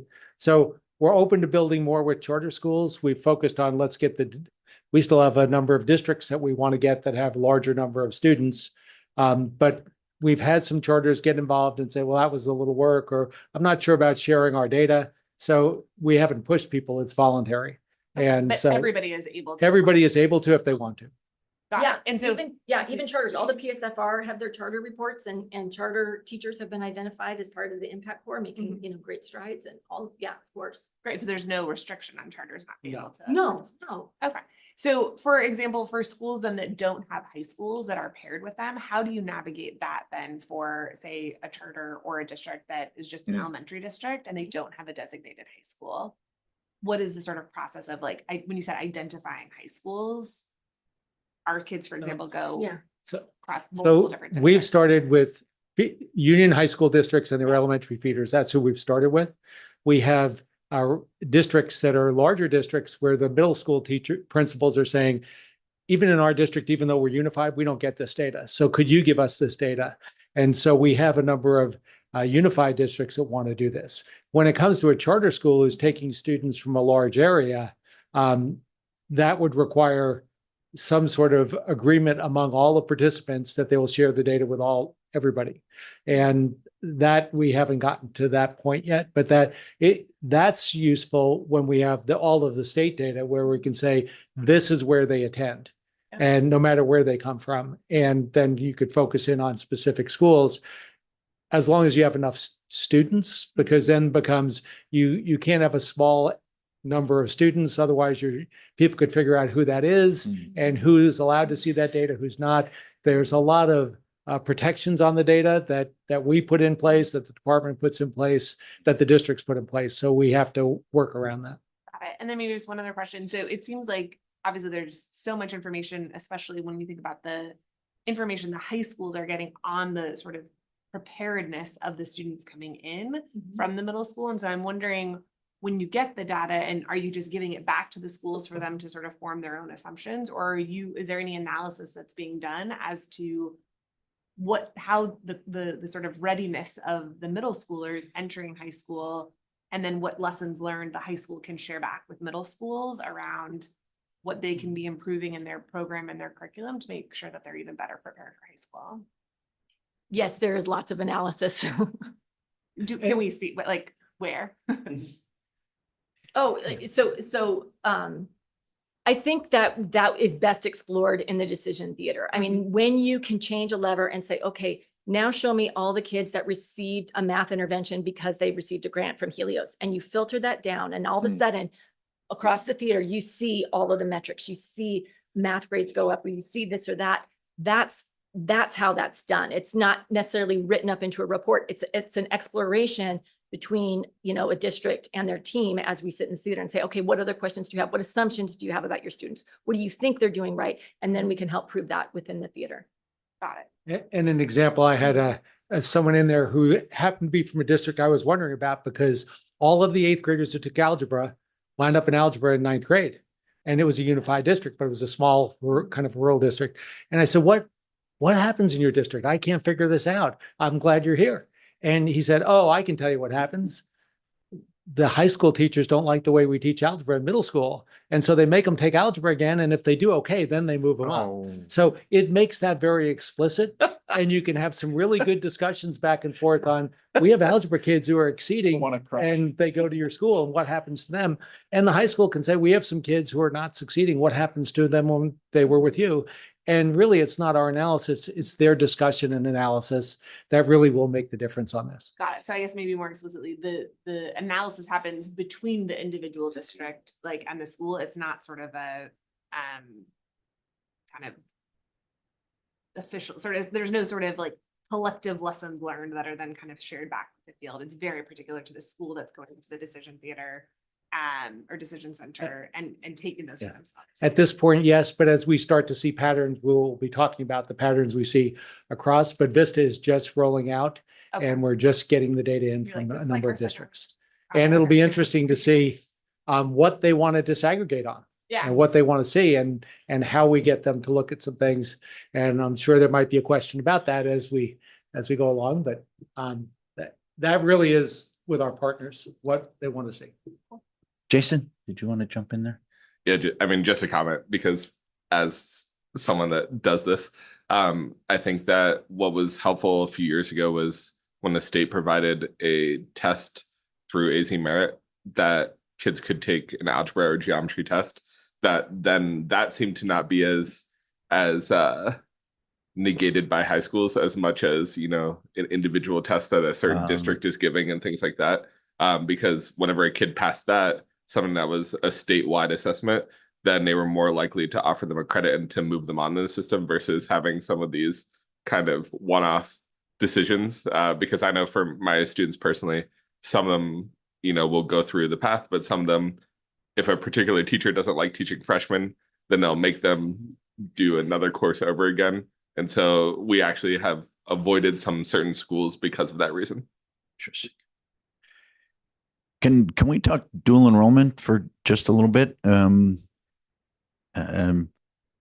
Just amazing work being done in that area. Big report through you all and Helios, and you know, that is at Arizona Western College. In the last 8 years, our dual enrolled students have gone from 4% of our population to 25%. And we discount tuition. We also did something that is wildly controversial and not in that we waived the standard higher learning commission requirements to teach. We allow a high school instructor fully credentialed with 3 years of experience in the discipline to teach 100 level dual enrollment. We call it the Elite 8. We want all of our students to graduate with the core 8, Elite 8 courses. And that's why our dual enrollment has gone through the roof. The Higher Learning Commission has changed their minimum qualifications to teach. Every high school, every community college in the state has the opportunity to do this. Because in rural communities like ours, the ability to have a traditionally credentialed HLC instructor, they're few and far between. So this, I hope, and I say it's controversial because there are many on my own faculty who don't appreciate that I've done that. But I think that's just huge because FAFSA, complete the FAFSA and have dual enrollment under your belt, you're going to go on to higher ed, right? Those two factors put together are, so we've just spent a lot of time doing that. And I wonder what your research is showing. Is there more research on the way? Because we're also seeing part of the resistance was, well, they'll take their classes in high school, they won't come to the college. We're the fastest growing community college in Arizona, in large part because folks who did not view themselves as college material are getting 2, 3, 4, 5 classes under their belt in high school, and then they're coming to our doorstep upon graduation. So it's a legislative priority. Sean joined us at AC4 last week, where we set our legislative priorities. Expansion of dual enrollment's one of them. Just what can you tell us about dual enrollment? Where Sure. should we be heading next? And what can this board perhaps lend its weight to? Okay, well, let me speak a little bit to the misconception about dual enrollment in the past that dual enrollment compared to AP just didn't have the rigor. It wasn't there. Our students would take these community college classes while in high school and go on to the university and be unprepared. And so we did a study, and we will continue to refresh that study each year. But tracking these dual enrollment students who take, for example, let's just say a 100 level biology course, and then go on to one of our state universities, ASU, NAU, or U of A, and take another biology course. What is their grade, and how do their grades compare to the other university students who were not dual enrollment students? And out of the 13 disciplines, the dual enrollment students outperformed the other university students 12 out of 13 disciplines, except for math, where it was a dead even tie, really. And so that to me speaks to the rigor of the dual enrollment, and that these students are prepared and ready, and that it's there. So. And I just want to add that two things about what we see on the border. We see it at Douglas, we see it at Nogales, and we see it at Yuma, that those students, more students go to college than we see in most places up north, you know, in the Phoenix area and others. We see one, I want to just mention what you've done, and Gadsden Elementary, we just highlighted those. Yeah. And it's an elementary district, and they had kids who had a lot of ability and they weren't being challenged. So they had a problem with getting it to the high school and getting those kids continue to be challenged, they told me about. And they said their solution wound up being going to Arizona Western and having Arizona Western come in and teach those students the higher levels of math so that they started high school. So you have a seventh grader showing up with, here's my transcript from Arizona Western, you better take this credit. And so the high schools were like, I don't know what we do with this. Well, yep, we'll accept that credit and place the student appropriately. So that was an issue, kind of what you're talking about, Member Catanese, about how people responded, and that's what they did. And they're able to do it because of what your willingness to go down to the elementary district, and Gadsden's willingness and focus on their highest achieving students and getting them the challenges. So there's something unique going on the border, and something with Gadsden and Arizona Western that's even special. Scott, go ahead. So just a Dr. quick one, kind of along dual enrollment. Our program at Tinker Verde, we do dual enrollment chemistry, not AP chemistry, and our chemistry teacher is one of the impact core teachers. So I think the value of that. And then the other thing, both as a parent and as a superintendent, we do writing 101 as the senior English class, and having a daughter who just started her sophomore year in university, having that running class, having a dual enrollment writing class for everybody has just had a really profound positive effect for kids being more successful. So just to confirm what Dr. Kaur is saying. Yeah, go ahead, Carla. Your presentation fueled tons of questions, but I want to piggyback off dual enrollment. You guys probably remember that the percentage of students with disabilities taking dual enrollment courses was so low it couldn't be reported. Meaning it was less than 2% or 10 kids, the entire state. And, oh, I'm sorry. I guess I need to repeat that for a second. Real quick, the report showed that students with disabilities taking dual enrollment courses was so low it couldn't be reported, meaning it was less than 2% or 10 kids statewide. As part of the dual enrollment legislation 2 years ago, we were able to add language because we knew really quick why it was. It's because community colleges keep telling the kids that their IEPs don't count, that it's a college course and it doesn't count, which is not true. So we amended the statute to say that IEPs and 504s count. It's still not happening. And I don't know if we can maybe work with the department superintendent or the community colleges. We need guidance out there because they think that it doesn't. But in Arizona, the uniqueness is Arizona defines dual enrollment, and not all states do, as you know, as the high school course on a high school campus getting college credit. That means FAPE applies, which is the IDEA terminology. And students are being shown the door constantly. And so I would love to try to figure out a way to change that. There's just no reason why most kids with disabilities are not taking dual enrollment courses, why a kid with dyslexia or ADD, I mean, they should all be taking these dual enrollment courses. And especially when we see that trajectory into the post-secondary attainment report from ABOR in terms of their matriculation to college. I mean, it's just that same trajectory that you're talking to. So I would welcome suggestions on how we could nip that in the bud. Any other questions? Yeah, go ahead. I have a comment. I want to thank you, Joe, in front of everyone, of how you represent Helios and how you took the time to come all the way down south to Cochise County, which not many people, Phoenix and above, will do. Number one, and number two, you made the educational community and the citizens down there feel very, very validated, and they definitely want you back to learn more because we don't know what we don't know. And what you did was teach community members, businesses, there were legislators there were people from the courts there listening to you, and they were looking at me like, what? And I'm like, yeah, it was just, it was a wonderful process. We appreciate you. We appreciate your organization, and thank you for being at our superintendent's roundtable. Thank you. And what we try to do is take our data and we say, what do we know about Cochise County and what can we share with the community? And we're going to come back and talk to the education group in more detail. But this was more the community and what are the patterns that we see? And you did see people coming up to me and afterwards talking about education is economic development. And what is this telling us about our economic development? Specifically, like college going went down significantly in 2022. Because of the pandemic. So what are the implications of that for Cochise County as an example? And I've been up to Mojave. In fact, I brought my car back from Mojave. We did it one day and an alarm went off when I returned the car to Hertz. And I said, what's that? And he said, you went too many miles. Yeah, it's unlimited miles, but this goes off when someone has more than 500 miles in a day. So we're willing to do that. Yes. Okay, so thank you very much. And we look forward to working together. I'm sorry. Quick question. Go ahead. Last word. Go ahead.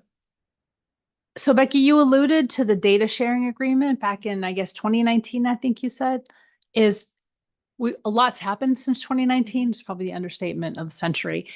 Does the data sharing agreement need to be updated, or is there data that you all need from the department? Because Joe, you also alluded to more demographic data that maybe requires an update to the data sharing agreement. So there is a draft of a new data sharing agreement that's being discussed with the department. And we do two things. We have a data sharing agreement, and then we have a scope of work for every project, where we say, these are the specific variables we'll use. This is how we'll use it. And so we're also discussing what are the projects we want to do together? What are the projects that are best done with districts together?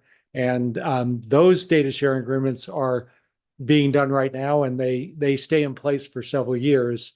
As we do our projects. But the data sharing agreements are an ongoing process, both with the department and with the community colleges. We're about to go back and say, will you sign the agreement again, ABOR and the community colleges, to share the data on going to community college and the university.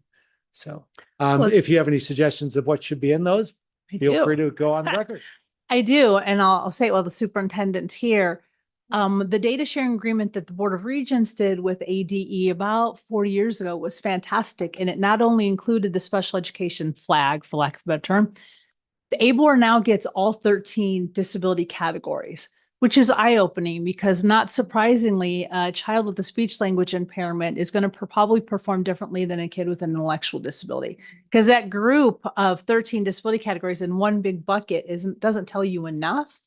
So I would continue to advocate, because it is data that you have because the feds require it, to continue to include that 13 data. I mean, the autism community, I can tell you, I shared that with an autism community, their college going rate, and they were floored. They had no idea because all we see is this nebulous SPED bucket, for lack of a better term. But being able to look at that data, especially as a board, when we're thinking about dyslexia and in third grade reading, if we don't disaggregate that data and see the specific learning disability dyslexia kids, we have no idea if we're making progress. So that would be my biggest pitch, is to get that data. And what we do is we do no project that is not wanted by both organizations that we have a data sharing agreement with.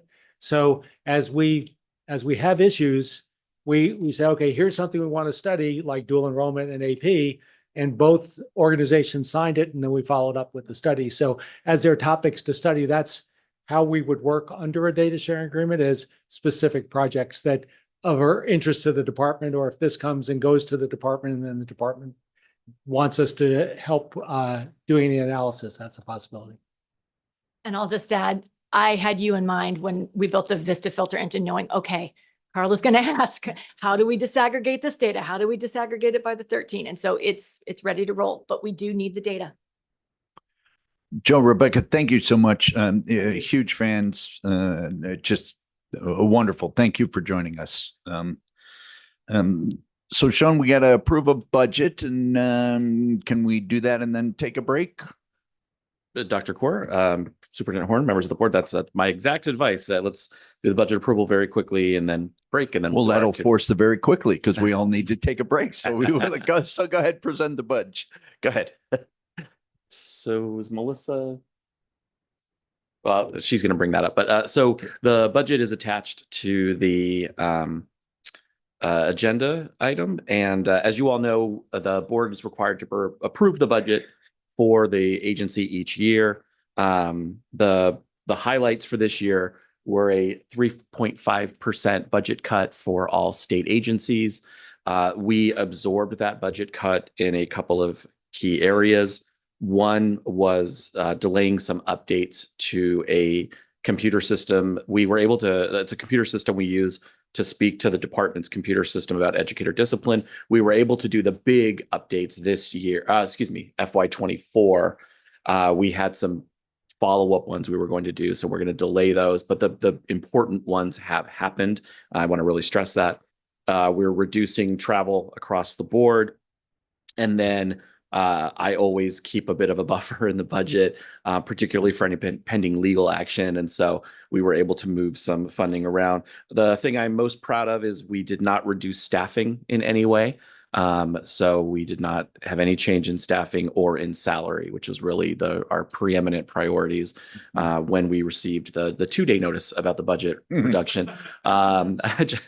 So we're in good shape in that space. And so the budget is due to the governor's office by September 1st. It's September 3rd this year because that happens to be a weekend, but it is required to have board approval. So I'll take any questions. Yeah. Vice President Haley. Sorry, questions today. Quick question. How does the FY26 budget reflect that rescission that we took? Were you able to put it back into the budget and perhaps add an additional increase, or are we generally staying the same? And then I also have a question about the investigative unit. So the funding for the board does not roll over. It reverts back. So the goal every year is to give as little back as possible. And I'm proud to say, Melissa, I think confirmed this, we gave a record low number of dollars back this year. So particularly proud of that. And so the funding does not roll over. So we have the 3.5% decrease for this fiscal year and are operating as if that will continue and potentially even maybe increase a bit just in case for next year. That's not based on any information. I think it's just smart budgeting to act in that manner, especially again, prioritizing staff and salary. And then just a quick question regarding the investigative unit. I know that we've been able to contract with outside attorneys. Will the budget allow for that, or will we be relying on the AG's office for the investigative unit? So Member Haley, members of the board, we've achieved an accord with the Attorney General's office that I'm pretty pleased with. We met with AG Mays a couple of weeks ago at this point and have updated the ISA, the agreement between our two agencies. The Attorney General's office is actually giving, out of their own budget, is giving the board $150,000 to cover outside counsel for a set amount of time to reduce backlog of cases, while dedicating 2 full-time attorneys and a full-time paralegal for the first time to the board's work in the investigative unit.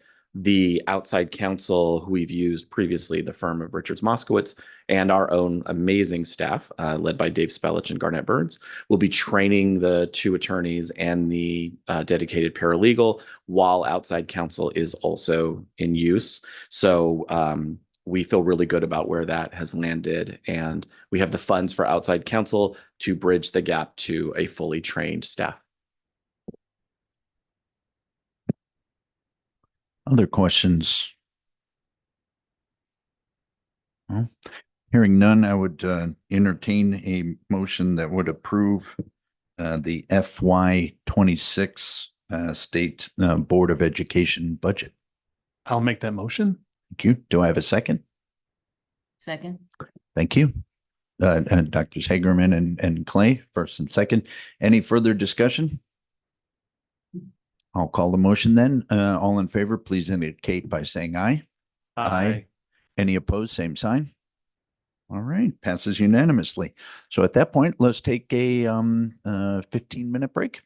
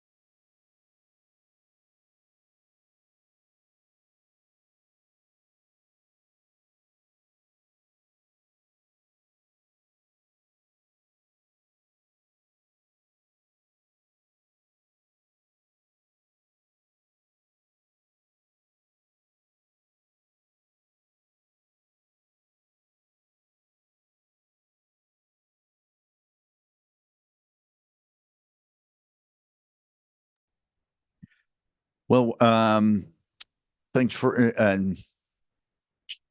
Melissa, big fan of the timer. We're gonna have to try that during regular board meeting. That was nicely done, because look at everyone back in their chair on time. That's a little behavior modification technique here that, yeah. not to normally. It's hurting the cats. So I'm gonna bring us back into session, and just for the record, let folks know if we're going to cut off the live stream, because we're going to break up into smaller groups. It'd be impossible to capture those conversations. But Melissa did caution me to mention that we'll be taking notes, and it'll be in the minutes, and it'll be we'll be compliant and transparent in that manner. So with that, we're going to shut up the live stream, and I'll turn it over to Executive Director Ross to tell us where we're headed next. Dr. Core, Superintendent Horn, members of the board. So we are, though, and it feels kind of early, but it's not. We're entering sort of strategic planning portion of the year. And we wanted to make sure to get a chance to speak to you all in a kind of a smaller, more personal setting, where we could provide you information on a deeper level on some key topics, get questions, and be able to use those questions and those comments in the strategic planning that you will adopt prior to 2025 already. So we're going to have 3 stations. We have one behind me here. That's going to be the strategic plan station. And you all, I'll be telling you in a minute, you'll all be in small groups, and you'll go with your group to each station. And we will have folks at each station presenting on a topic, and then taking questions, taking feedback, taking notes. These will be 25 minutes at each station with a 2-minute break in between. And so Melissa's already on the timer. Set the timer, yeah. And so this, again, will give you all a chance to get more information on topics that really dominate the work of the board, A through F, educator discipline, and then on shaping the strategic plan. So group 1, who will begin at the table behind me, that will be Dr. Core, Jason, and Carla. Right. Group 2, which is going to be back with Shannon and Jessica, and I think Kat's back, Kat as well, is going to be Vice President Haley, Dr. Hagerman, and Anna. And then group 3, who's going to be in the executive session room, this is about the investigative unit and the enforcement action team, is going to be Superintendent Horn, Julia, and Dr. Clay. And one of the other things I'm really excited about this is it's a chance for you all to interact with staff a bit more as well, and to hear more about the amazing work that they do. This is the best team I've ever worked with. It is an amazing group of people who do an amazing job. And it's I hope, I know but I would be remiss in saying if I didn't say that this is an unbelievably high quality group of people whose character is matched only by their work ethic. And so I'm excited that you all will get to interact with them a bit more. So we'll go ahead and start in our groups, and we'll